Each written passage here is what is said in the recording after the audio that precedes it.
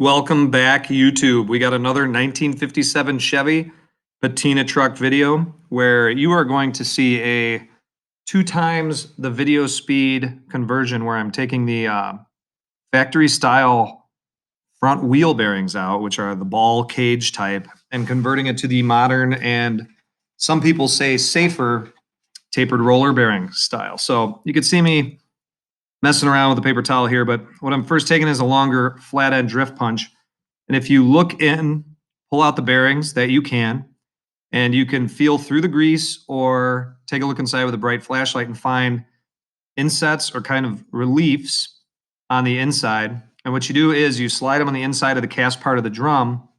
It will hit the bearing race and the wheel bearing, and you could beat that out. So I believe that time I was pounding the seal out. And this one, you're going to see me work it a little bit harder and check until I successfully pound the race out. So there you go. You've got the grease and oil seal. You've got the bearing race and the caged bearing themselves. Then trying to get the front one while filming this, you could see it's starting to look like a Charlie Chaplin film or something. But I'm working those same grooves. I'm swearing and I'm cussing because I'm balancing it against lug nuts. And then I believe at some point I also take a chunk of the chisel off, but very messy job. So there's the front race. I'm going to wipe it out so I can see the grooves a little bit better, in addition to the backside. So it's where it gets a little tricky. So now I'm wiping it clean so that the fresh and new races have a chance to go in. And there they are. So doing a little bit of gentle pounding. I did not have any sockets this big in the garage. So as a result, I used the hammer, worked its way around, and did it with the drift punch. But no hard beating, just subtle, gentle workaround until it's down low enough for the new grease seal to fit. So gloving up again, trying to keep all the contaminants out. And I pretty much at this point realize I have to grease the wheel bearing. So I'm going old school. I do not have a bearing packer. So what I'm doing is palming a large amount of high temp wheel bearing grease. And if you press the bearing down against the palm of your hand in between the grease, you can work it up through the tapered rollers. And even though it's just out of sight, you can begin to see it work between the two cages.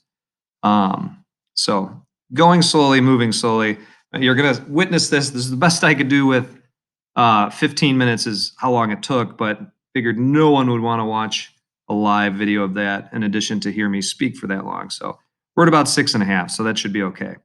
So I get this back one, greased up, ready to go do a gentle roll, make sure it moves, make sure there's no metal on metal bearing contact. I will hopefully wipe a light coat of grease into the race itself, and then onto the inside there was plenty of old stuff, so we were good there. And gently set it in. So at this point, I had to answer a phone call from my wife, who's out of town with our child. And there you go. There's the light, gentle coat, the pressing in of the new bearing. No real press, just making sure it was good and everything was greased up. And then hitting it with a seal. So there's no metal on metal there. If you got a second now, as you watch my last remaining grease scrapage, hit like, hit subscribe, see what you can do. So moving forward, we're going to pack the front grease bearing. So grease, grease, grease. Here we go. Maybe I'll give you a moment of silence here so you can think about what you're doing. But much easier on the larger diameter bearing. A little bit more difficult on the smaller one. But again, it's easy. I set it in the race. And I think I went through like 7 pairs of gloves, which helps having a nurse or a wife. There's the seal, has to go on. There's a high raised portion to that bearing that is got a gentle bit of grease on it. And I believe it was at this point where I realized it might not fit and I needed to pound the race down a little bit more. So the bearing came back out, but make sure it goes in and it's recessed. So I got probably another 1/16 of an inch, maybe up to 1/8 of an inch, and then that seal would fit. Installing the seal was a little tricky because it's very soft and very flimsy. So the hammer, I'm not going to lie, did a little bit of damage, crushed it a little bit. So I learned on the second one to not do what you see me doing on the first one.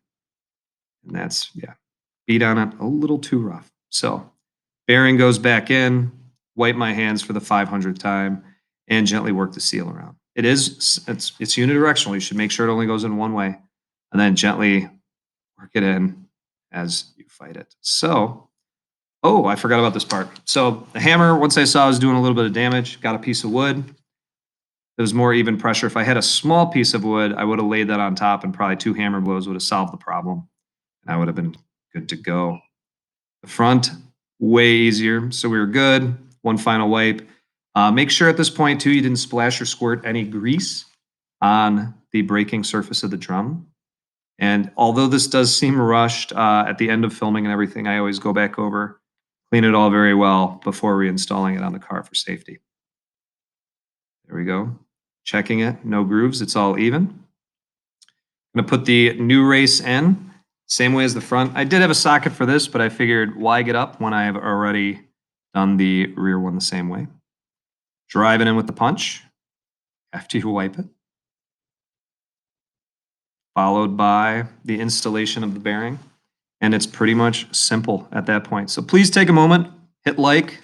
If you have time, be sure to subscribe. The only thing that's fueling me to make these videos anymore are my students and the amounts of likes and subscribes and competition among other instructors in the school who have YouTube channels. So if you want to see more, it will motivate me. So click those buttons. Thanks for watching. Appreciate it. Take care, YouTube.